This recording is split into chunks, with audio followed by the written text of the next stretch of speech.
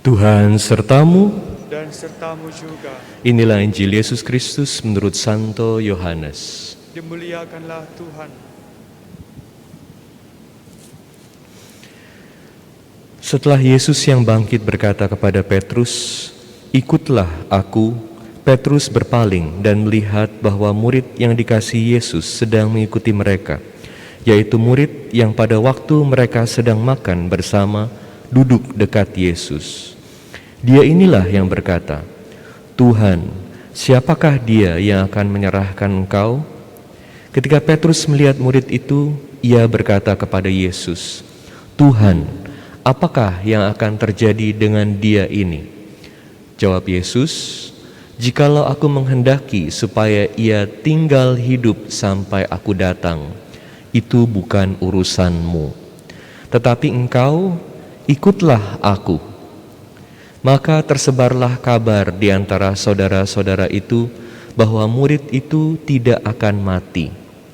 Tetapi Yesus tidak mengatakan kepada Petrus bahwa murid itu tidak akan mati, melainkan, "Jikalau aku menghendaki supaya ia tinggal hidup sampai aku datang, itu bukan urusanmu."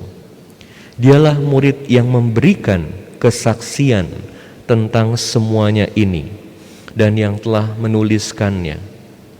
Dan kita tahu bahwa kesaksiannya itu benar. Masih banyak hal-hal lain lagi yang diperbuat oleh Yesus. Tetapi jikalau semuanya itu harus dituliskan satu persatu, maka agaknya dunia ini tidak dapat memuat semua kitab yang harus ditulis itu. Demikianlah Injil Tuhan. Terpujilah Kristus. Saudara-saudari yang terkasih dalam Kristus, bacaan Injil yang baru saja kita dengar ini adalah bagian paling akhir dari Injil Yohanes. Dan dalam Injil hari ini kita melihat dua figur yang sangat penting dari antara para murid Yesus, Petrus dan Yohanes.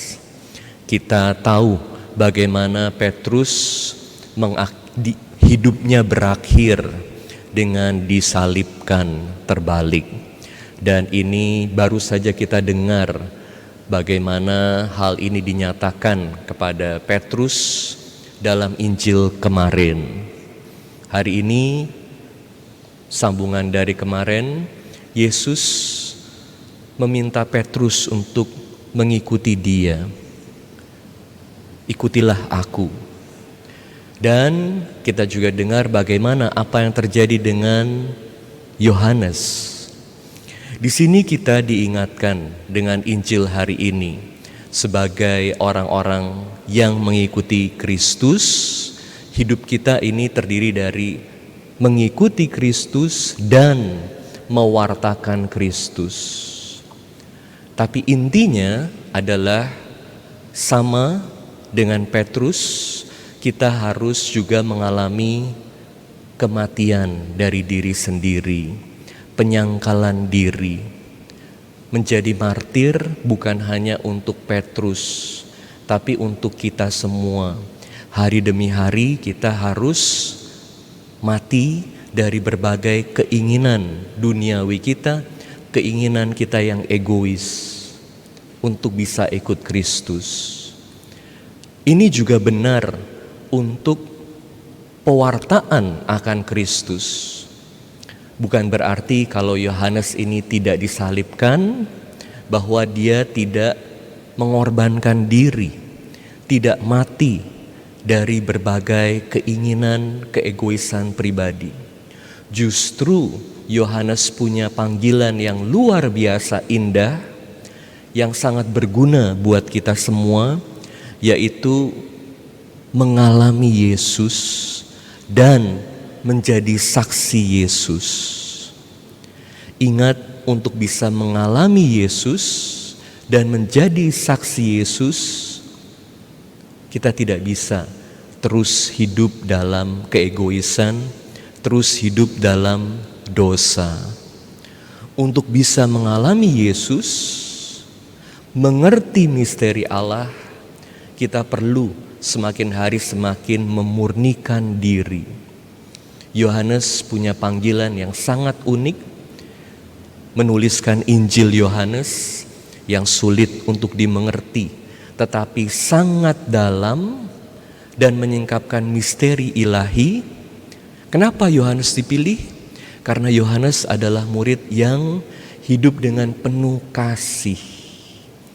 Semakin kita dipenuhi dengan kasih, semakin pandangan dan hidup kita dimurnikan dengan kasih, semakin kita juga bisa mengerti misteri Allah dan menyingkapkan misteri Allah ini buat sesama kita, terutama orang-orang yang kita cintai. Semoga hari demi hari kita bisa terus mencontoh teladan dua rasul besar ini, Petrus dan Yohanes, hidup dalam kasih Allah dan terus membagikan kasih Allah ini menjadi saksi buat sesama kita. Amin.